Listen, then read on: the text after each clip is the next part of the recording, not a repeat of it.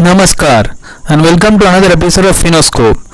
तो आज हम लोग बात करने वाले हैं 15G या 15H फॉर्म कैसे फिलअप किया जाता है। तो चलिए लेट्स स्टार्ट। तो देखिए 15G या 15H के ऊपर मैंने पहले भी एक वीडियो बनाया है और उस वीडियो में मैंने डिटेल में डिस्कशन किया है कि 15G या 15H फॉर्म भरने के लिए एलिजिबिलिटी क्राइटेरिया क्या है, मतलब कि कौन कौन से लोग 15G फॉर्म भर सकते हैं और कौन कौन से लोग 15H फॉर्म भर सकते हैं और किस किस ट्रांजैक्शन के अगेंस्ट में, कौन से ट्रांजैक्शन के अगेंस्ट में आप लोग 15G या 15H फॉर्म भर सकते हैं।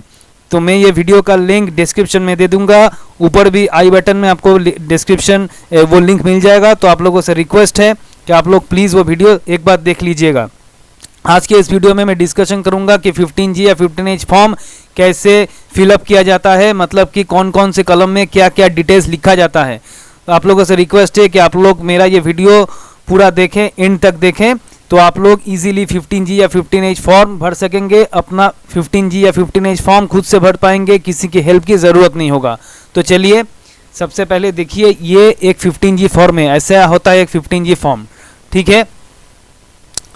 तो सबसे पहला कलम जो होता है वो होता है name of the assessee. Name of the assessee में क्या क्या आएगा, जो ये 15G फॉर्म भर रहा है या जिसके लिए ये 15G फॉर्म फिलअप किया जा रहा है उसका नाम। अगर आप खुद के लिए ये 15G फॉर्म फिलअप कर रहे हैं तो यहाँ पे आपका नाम आप लिखिएगा, ठीक है।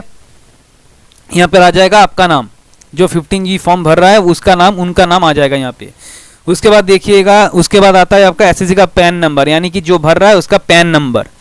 उसके बाद आता है आपका स्टेटस। तो देखिए जैसे मैंने वो पिछला वीडियो में मैंने बोला है कि 15G या 15H फॉर्म भरने के लिए आपको एक इंडिविजुअल होना पड़ेगा, कंपनी या फॉर्म वगैरह कोई 15G या 15H फॉर्म फर्निश नहीं कर सकता है। तो स्टेटस हमेशा इंडिविजुअली होगा, ठीक है। उसके बाद आता है आपका प्रीवियस ईयर। तो देखिए ये बहुत इंपॉर्टेंट है प्रीवियस ईयर। तो देखिए 15G या 15H जो फॉर्म होता है वो फाइनेंशियल ईयर के शुरू में ही, बिगिनिंग में ही वो सबमिट किया जाता है कोई भी बैंक या फाइनेंशियल इंस्टीट्यूशन में जिसमें हमारा कोई एफडी या इन्वेस्टमेंट है और हम वहाँ से इंटरेस्ट कमाते हैं। क्यों पहले ही क्यों दिया जाता है, क्योंकि उस फाइनेंशियल ईयर में, ताकि उस फाइनेंशियल ईयर में जो भी इंटरेस्ट हम कमाएंगे उस इंटरेस्ट में से बैंक या फाइनेंशियल इंस्टीट्यूशन टीडीएस ना काटे। तो ये प्रीवियस ईयर होगा आपका, जिस फाइनेंशियल ईयर के लिए आप भर रहे हैं वही फाइनेंशियल ईयर। जैसे कि इस यहाँ पे मैंने लिया है 2021-22, ठीक है। तो ये प्रीवियस ईयर हमेशा जिस फाइनेंशियल ईयर के लिए आप ये 15G या 15H फॉर्म भर रहे हैं वही ईयर होगा आपका प्रीवियस ईयर, ठीक है।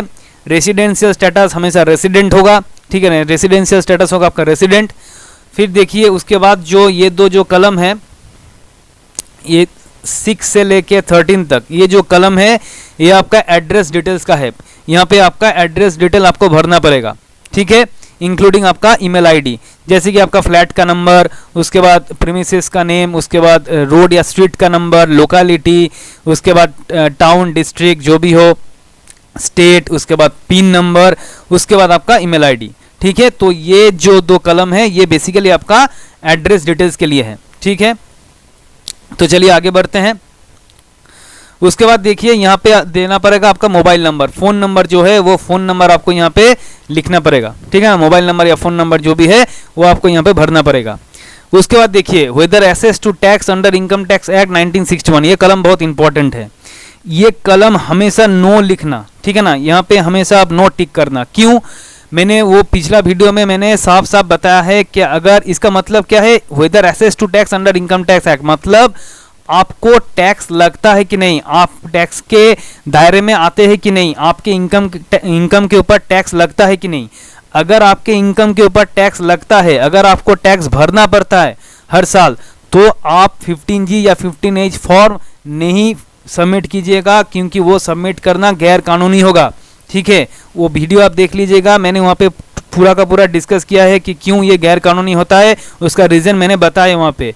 तो फिर आप 15G या 15H फॉर्म तभी फिलअप कीजिए जब आपके इनकम के ऊपर कोई टैक्स नहीं लगता है। तो ये जो कलम है whether assessed to tax under income tax act 1961, ये हमेशा नो होगा, ठीक है। नो में टिक कीजिएगा आप लोग, ठीक है। उसके बाद देखिए ये जो कलम है estimated income for which declaration is made, ये भी बहुत इंपॉर्टेंट कलम है। देखिए तो ये क्या है, तो हो सकता है कि आपका 2 या 3 बैंक्स में एफडी या इन्वेस्टमेंट हो और 2 या 3 बैंक से आपको इंटरेस्ट मिले। ठीक है, समझ लीजिए आपका एसबीआई में एक अकाउंट है, एफडी है, एचडीएफसी में एक एफडी है और एक आईसीआईसीआई में है। तो एक बैंक के लिए एक ही फॉर्म होता है, ठीक है ना, एक बैंक के लिए एक ही 15G या 15H फॉर्म जमा किया जाता है। तो समझ लीजिए ये जो फॉर्म है ये आप एसबीआई के लिए फिलअप कर रहे हैं। किसके लिए फिलअप कर रहे हैं? एसबीआई के लिए। तो इस कलम में आप कौन सा अमाउंट लिखिएगा? एसबीआई से जितना इंटरेस्ट आपको मिलता है, एसबीआई के इन्वेस्टमेंट के लिए जितना इंटरेस्ट आपको एसबीआई से मिल रहा है उसका वैल्यू आप यहाँ पे लिखिएगा। ठीक है, या फिर अगर ये फॉर्म आप एचडीएफसी में जमा कर रहे हैं तो एचडीएफसी में आपको जितना इंटरेस्ट मिल रहा है उसका वैल्यू आप यहाँ पे लिखिएगा। या किसी दूसरे बैंक के लिए जमा कर रहे हैं तो उस दूसरे बैंक से आपको जितना इंटरेस्ट मिलता है उसका अमाउंट आप यहाँ पे लिखिएगा। ठीक है, उसके बाद क्या आता है देखिए, estimated total income of the previous year in which income mentioned in column 16 is to be included. मतलब क्या, ये जो इनकम, इंटरेस्ट का इनकम आप शो कर रहे हैं वो किस इनकम के साथ जुड़ा जाएगा। मतलब यहाँ पे आप कौन सा इनकम का वैल्यू लिखिएगा? आपका जो टोटल इनकम है, आपका जो सालाना टोटल इनकम है, इस इंटरेस्ट इनकम को छोड़ के, मैं फिर से एक बार रिपीट करता हूं, यहाँ पे आप वही इनकम लिखिएगा जो आपका सालाना इनकम, टोटल इनकम है, एक्सक्लूडिंग, मतलब इस इनकम को छोड़ के। मतलब समझ लीजिए इस इंटरेस्ट इनकम को छोड़ के आपका बाकी सोर्सेज से आपको सालाना 2 लाख रुपए आता है। ठीक है ना, तो वो 2 लाख का फिगर आप यहाँ पे लिखिएगा। इंटरेस्ट इनकम को छोड़ के सालाना जितना आपका इनकम है, इस इंटरेस्ट इनकम को छोड़ के सालाना जितना आपका इनकम है वो आप यहाँ पे लिखिएगा। लेकिन इस इनकम में आपका दूसरे बैंक का जो इंटरेस्ट आता है, वो आप यहाँ पे जरूर लिखिएगा। ठीक है ना, समझ लीजिए एचडीएफसी से आपको 10,000 रुपए का इंटरेस्ट मिलता है आपको, तो वो 10,000 यहाँ पे इंक्लूड होगा। ठीक है, मैंने बोल रहा हूँ कि मैं सिर्फ इस बैंक के लिए, जिस बैंक के लिए आप सबमिट कर रहे हैं उस बैंक का इंटरेस्ट छोड़ के बाकी जो टोटल इनकम है आपका, वो इनकम आप यहाँ पे लिखिएगा। ठीक है, उम्मीद है आपको समझ में आया होगा। तो चलिए आगे बढ़ते हैं। फिर देखिए टोटल नंबर ऑफ 15G या 15H फॉर्म फाइल। जैसे कि मैंने बताया कि आपके 2-3 बैंक में अकाउंट हो सकता है। जैसे मैंने एग्जांपल लिया एचडीएफसी, एसबीआई, आईसीआईसीआई। तो जितने बैंक में आपका एफडी या इन्वेस्टमेंट है और जितने बैंक से आपको इंटरेस्ट मिलता है, तो आप उस सभी बैंक में 15G या 15H फॉर्म सबमिट करेंगे। तो जो टोटल नंबर ऑफ 15G या 15H फॉर्म आप सबमिट करेंगे उसका वैल्यू, जैसे कि 3 बैंक का एग्जांपल लिया था मैंने, तो यहाँ पे आ जाएगा 3। ठीक है ना, और यहाँ पर एग्रीगेट अमाउंट ऑफ इनकम, मतलब तीनों बैंक को मिला के जो टोटल इंटरेस्ट मिलता है आपको, उसका वैल्यू आप यहाँ पे लिखिएगा। ठीक है, समझ लीजिए जैसे मैंने 3 बैंक का एग्जांपल लिया है, एसबीआई, एचडीएफसी, आईसीआईसीआई। तो समझ लीजिए एसबीआई से आपको 15,000 मिलता है, एचडीएफसी से आपको 10,000 रुपये मिलता है। ठीक है, और आईसीआईसीआई से आपको 5,000 रुपये मिलता है। ठीक है, तो ये तीनों को जोड़ के, यानी कि 15 + 10 25 + 5 30, तो यहाँ पे आ जाएगा आपका 30,000। ठीक है ना, यहाँ पे आ जाएगा आपका 30,000 और यहाँ पे आएगा आपका टोटल 3। ठीक है ना, यहाँ पे मैंने जो एग्जांपल लिया है, यहाँ पर मेरा सिर्फ एक ही अकाउंट है एसबीआई में, इसलिए मैंने 1 लिखा है और एसबीआई से जितना मेरे को इंटरेस्ट मिलता है उसका वैल्यू लिखा है। अगर आपके 2-3 बैंक्स में है तो यहाँ पे जैसे मैंने बताया 3 बैंक में है तो 3 लिखिएगा और 3 बैंक से टोटल जो इंटरेस्ट मिलता है उसका फिगर आप यहाँ पे बैठाइएगा। ठीक है, उसके बाद देखिए, उसके बाद आता है आइडेंटिफिकेशन नंबर। मतलब जब भी आप कोई एफडी या फिर इन्वेस्टमेंट करते हैं कोई भी बैंक या फाइनेंशियल इंस्टीट्यूशन में, तो आपको उस एफडी के अगेंस्ट में, उस इन्वेस्टमेंट के अगेंस्ट में एक नंबर मिलता है। ठीक है ना, इन्वेस्टमेंट या एफडी नंबर कहा जाता है उसको, उस नंबर को आप यहाँ पे भरिएगा। ठीक है ना, उस नंबर को आप यहाँ पे भरिएगा और नेचर ऑफ इनकम होगा आपका इंटरेस्ट। ठीक है ना, आपको तो इंटरेस्ट मिलता है तो नेचर ऑफ इनकम हमेशा इंटरेस्ट। और देखिए यहाँ पर ध्यान दीजिएगा, ये जो सेक्शन होगा ये सेक्शन हमेशा 193 होगा। इंटरेस्ट में से जो टीडीएस डिडक्ट होता है, जब भी हम इंटरेस्ट मिलता है हम लोगों को और उसमें से जो टीडीएस डिडक्ट होता है वो हमेशा सेक्शन 193 के अंडर आता है। तो वो सेक्शन, ये सेक्शन हमेशा होगा आपका 193। ठीक है ना, ये सेक्शन आपका हमेशा होगा 193।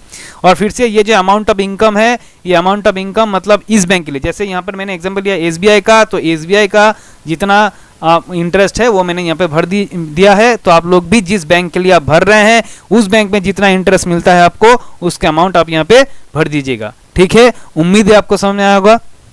उसके बाद देखिए ये फॉर्म सब कुछ भरने के बाद यहाँ पे आपको आपका सिग्नेचर करना पड़ेगा। ठीक है ना, ये पूरा का पूरा फॉर्म भरने के बाद आपको यहाँ पे एक सिग्नेचर करना पड़ेगा, आपका खुद का सिग्नेचर, जैसे कि पेन में है आपका सिग्नेचर या फिर बैंक का जो सिग्नेचर है आपका, जिस बैंक में आप सबमिट कर रहे हैं वहाँ पे जैसे आपका सिग्नेचर है वो सिग्नेचर आपको यहाँ पे डालना पड़ेगा। ठीक है, तो चलिए आगे बढ़ते हैं। उसके बाद देखिए यहाँ पर एक डिक्लेरेशन का पार्ट है। तो यहाँ पे जो ऐसा जैसा लिखा है कि आई, यहाँ पे आपका नाम या फिर जो ये फॉर्म भर रहा है उसका नाम। ठीक है, उसके बाद आपका आता है ये जो देखिए relevant assessment year. Assessment year कौन सा होगा, जैसे कि मैंने बताया प्रीवियस ईयर होगा 21-22। जैसे प्रीवियस ईयर मतलब जिस फाइनेंशियल ईयर के लिए आप भर रहे हैं वो होता है प्रीवियस ईयर, और असेसमेंट ईयर कौन सा होगा उसके बाद वाला ईयर, मतलब 21-22 के लिए आप ये प्रीवियस ईयर हो गया, तो असेसमेंट ईयर कौन सा होगा उसके बाद वाला ईयर मतलब 22-23। अगर आप 22-23 आपका जो प्रीवियस ईयर अगर है तो असेसमेंट ईयर क्या होगा 23-24।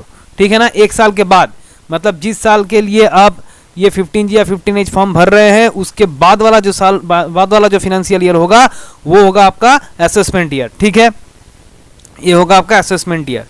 ठीक है ना, दूसरी बात यहाँ पर एक मैंने छूट गया है मेरा यहाँ से कि प्रीवियस ईयर एंडिंग। तो प्रीवियस ईयर एंडिंग क्या होगा, देखिए हमेशा याद रखिएगा एक फाइनेंशियल ईयर स्टार्टिंग होता है कब से, 1 अप्रैल से।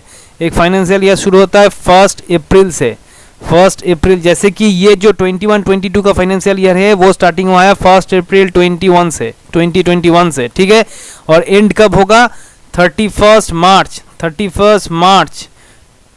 2022। ठीक है ना, 2022। तो हमेशा एंडिंग डेट क्या होता है 31 मार्च को फाइनेंशियल ईयर एंड होता है, तो 31 मार्च 2022। ठीक है ना, 31 मार्च 2022 ये हो जाएगा आपका प्रीवियस ईयर एंडिंग। ठीक है ना, प्रीवियस ईयर एंडिंग। आपका प्रीवियस ईयर कब खत्म हो रहा है 31 मार्च। ये जो प्रीवियस ईयर है 21-22 वो खत्म हो रहा है 31 मार्च 2022 को। ठीक है ना, उसके बाद देखिए for the previous year ending on ये 21-22। ठीक है ना, ये होगा आपका 21-22। ठीक है ना, 21-22 relevant to the assessment year होगा आपका 22-23। ठीक है, 22-23। ठीक है ना, ओके। यहाँ पे या फिर यहाँ पर आप ये जो प्रीवियस ईयर एंडिंग ऑन ये यहाँ पर आप ये डेट भी दे सकते हैं। ठीक है ना, यहाँ पर आप 31 मार्च 2022 भी बैठा सकते हैं। ठीक है, और ये असेसमेंट ईयर जैसे मैंने बताया असेसमेंट ईयर होगा आपका 22-23। ठीक है, ये फिलअप करने के बाद जो आता है आपका वो आता है यहाँ पर आप जगह का नाम, आपके जगह का नाम भर दीजिएगा, यहाँ पर डेट भर दीजिएगा, और आखिर में फिर से एक बार सिग्नेचर। ठीक है ना, आपका जो बैंक का सिग्नेचर है वही सिग्नेचर आप यहाँ पे डाल दीजिएगा। ठीक है, देखिए उसके बाद इसका एक सेकंड पार्ट है। उसके बाद यहाँ पर आपका सेकंड पार्ट है। ये सेकंड पार्ट आपके लोगों के लिए नहीं है, ये पार्ट जिस बैंक या फाइनेंशियल इंस्टीट्यूशन में ये 15G या 15H फॉर्म सबमिट किया जाएगा वो बैंक ये पार्ट भरेगा। ये पार्ट हम लोगों को नहीं भरना पड़ता है। ठीक है, ये बैंक का काम है। ओके, मैं फिर से बोल दे रहा हूँ, देखिए यहाँ पर मैंने एक मिस्टेक किया है, मैं फिर से एक बार दोहरा रहा हूँ। यहाँ पे जो मिस्टेक हो गया है ये जो है ना प्रीवियस ईयर एंडिंग ऑन, ये जो प्रीवियस ईयर एंडिंग ऑन यही डेट होगा। ठीक है ना, ये डेट यहीं पर यही होगा 31 मार्च ही होगा। फिर से आप ये जो डेट है ये डेट फिर से आप यहाँ पे लिख दीजिएगा। ये थोड़ा मैंने गलती कर दिया है, सॉरी फॉर दैट। तो यहाँ पर भी 31 मार्च 2022 ही होगा। ठीक है ना, ये जो डेट है यही डेट आप यहाँ पे डाल दीजिएगा। ठीक है, ये जो डेट है मैं फिर से बोलता हूँ यही डेट आप यहाँ पे डाल दीजिएगा। ठीक है, तो उम्मीद है आपको ये वीडियो पसंद आया होगा और आपको समझ में आया होगा कि 15G या 15H फॉर्म कैसे फिलअप किया जाता है। तो अगर आपको ये वीडियो पसंद आया है तो आप लोग मेरा चैनल फिनोस को प्लीज़ लाइक शेयर और सब्सक्राइब कीजिए और ज़्यादा से ज़्यादा देखिए ताकि मुझे थोड़ा उत्साह मिलता रहे। तो मिलते हैं एक नए एपिसोड में नए वीडियो के साथ, तब तक के लिए खुश रहिए, सेफ रहिए। Thank you.